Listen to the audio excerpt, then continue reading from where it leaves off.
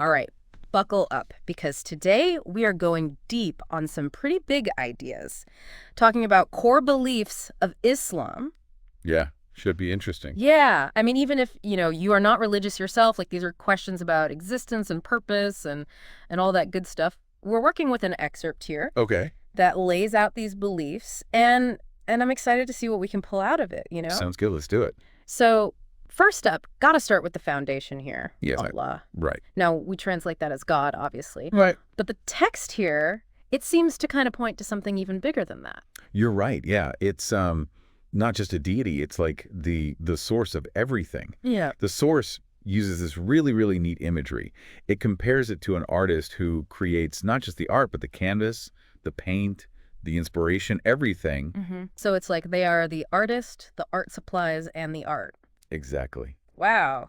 It's kind of a trippy way to think about it. It is. But it does remind me of like how other cultures have tried to wrap their heads around this idea of like an ultimate source, right? You think about Brahman in Hinduism, like this, the ultimate reality from which everything emerges. It's like that. Yeah, absolutely. That's a great parallel. And I think you can see how this understanding of Allah as the ultimate creator kind of just like underpins every other belief in Islam. It's like it's not just a name, it's a lens through which you understand the entire world. That's a great point. Like it's fundamental to how somebody would see everything if this is their belief system. Right. Speaking of, seeing the world a certain way, the text goes into the idea of prophets. Specifically, Muhammad as the final prophet. The final prophet. Yeah. Not just, one of many, but like that's it. That's it. This is the final word. Yeah, this is the final word. That feels important. Yes. Because I think to understand that, we have to kind of broaden it out and think about the role of prophets across different faiths, right? They're messengers, bringing divine wisdom to humanity. And in Islam, Muhammad delivering the Quran it's seen as the culmination of that entire prophetic lineage. This is it.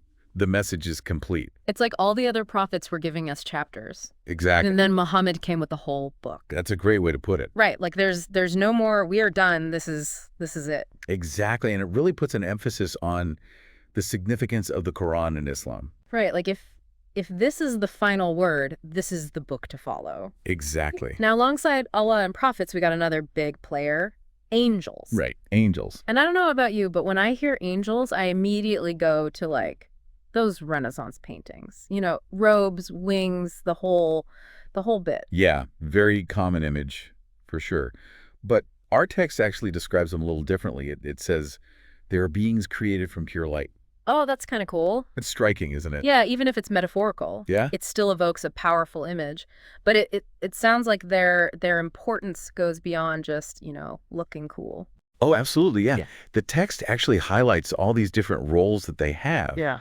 And there is this kind of like hierarchy, right? Yeah. So you got Gabriel, who he is not just a messenger, right? He's the messenger. He's the one who brought the Quranic revelations to Muhammad. Wow. So they are very important in Islamic belief. It does seem like a lot of cultures have these kind of intermediary figures, right? Between us and the divine. Yeah, it's a common thread. Yeah. So we've got Allah, we've got the prophets, we've got angels. So where does that leave, us? Where do humans fit into all of this?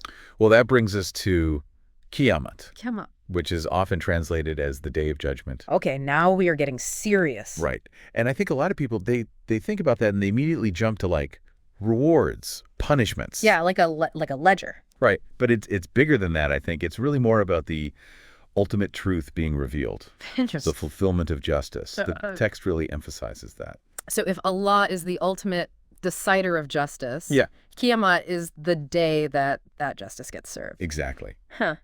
It is interesting, though. It does feel like this idea of a final reckoning, of your actions having weight.